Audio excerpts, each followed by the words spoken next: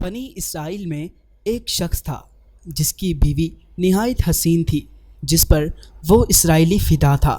چنانچہ جب اس عورت کا انتقال ہو گیا تو اس اسرائیلی کو بڑا افسوس ہوا، اور ایک مدت تک وہ اس عورت کی قبر پر بیٹھا روتا رہا۔ اتفاقاً حضرت عیسیٰ علیہ السلام کا ادھر سے گزر ہوا تو انہوں نے اس اسرائیلی کو پریشان حال دیکھ کر اس کا سبب معلوم کیا۔ جب اسرائیلی نے اپنا واقعہ بیان کیا تو حضرت عیسیٰ علیہ السلام نے دریافت فرمایا، کیا تو چاہتا ہے کہ میں اس کو تیرے لیے زندہ کر دوں؟ اس نے عرض کیا کہ ہاں حضور، یہی میں چاہتا ہوں۔ چنانچہ جب حضرت عیسیٰ علیہ السلام نے اس قبر کے مردے کو آواز دی تو قبر سے ایک حبشی غلام، جس کے ناک کے نتنوں، آنکھوں اور جسم کے دوسرے سوراخوں سے آگ کی لپیٹیں اڑ رہی تھیں، حضرت عیسیٰ علیہ السلام کو دیکھتے ہی غلام نے کلمہ پڑھا۔ اسرائیلی نے یہ دیکھ کر عرض کیا، حضور مجھ سے غلطی ہو گئی، میری بیوی کی قبر تو دوسری ہے۔ یہ سن کر حضرت عیسیٰ علیہ السلام نے حبشی کو حکم دیا کہ تم اپنی قبر میں واپس ہو جاؤ۔ چنانچہ وہ مردہ ہو کر گر گیا اور اس کی قبر کو مٹی سے چھپا دیا گیا۔ پھر حضرت عیسیٰ علیہ السلام نے اس دوسری قبر کی جانب توجہ فرمائی اور حکم دیا کہ اے صاحب قبر، اللہ کے حکم سے زندہ ہو جا۔ چنانچہ قبر پھٹی اور اس سے ایک عورت سر سے گرد چاٹتی ہوئی باہر آ گئی، جس کو دیکھ کر اسرائیلی بولا کہ یا روح اللہ، میری بیوی یہی ہے۔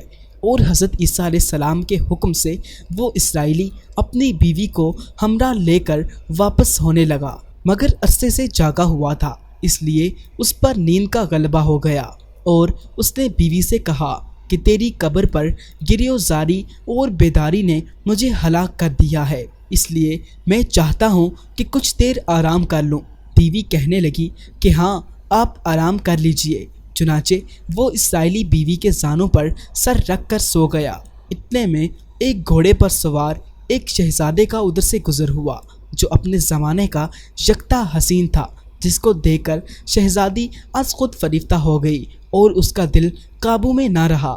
اس نے شوہر کا سر زانوں سے نیچے رکھا اور فرط محبت اور غلبہ عشق سے مجبور ہو کر شہزادے کے سامنے جا کھڑی ہوئی۔ ادھر جیسے ہی شہزادے کی نظر اس پر پڑی، وہ بھی اس کو دیکھ کر اس پر فدا ہو گیا اور عورت کی خواہش پر اس کو اپنے گھوڑے پر بٹھا کر لے گیا۔ چنانچہ اس کے شوہر نے بیدار ہو کر جب اپنی بیوی کو نہ پایا تو نہایت پریشان ہوا اور اس کے ملنے کی تدبیر سوچنے لگا۔ سوچتے سوچتے آخر اس کے نشان قدم پر چل کر اپنی بیوی کو تلاش کر لیا، جو شہزادے کے پاس پہنچ چکی تھی۔ اس کو دیکھ کر اسرائیلی نے شہزادے سے عرض کیا کہ یہ میری بیوی ہے، آپ اس کو چھوڑ دیجئے۔ ابھی شہزادہ کچھ کہنے بھی نہ پایا تھا کہ اس عورت نے کہا، میں تیری بیوی نہیں بلکہ شہزادے کی لونڈی ہوں۔ یہ سن کر شہزادہ اسرائیلی سے کہنے لگا، کیا مجھ سے میری لونڈی کو لینا چاہتا ہے؟ اس نے کہا، خدا کی قسم، یہ میری بیوی ہے، جس کو میرے سردار حضرت عیسیٰ علیہ السلام نے مرنے کے بعد میرے لیے زندہ کیا ہے۔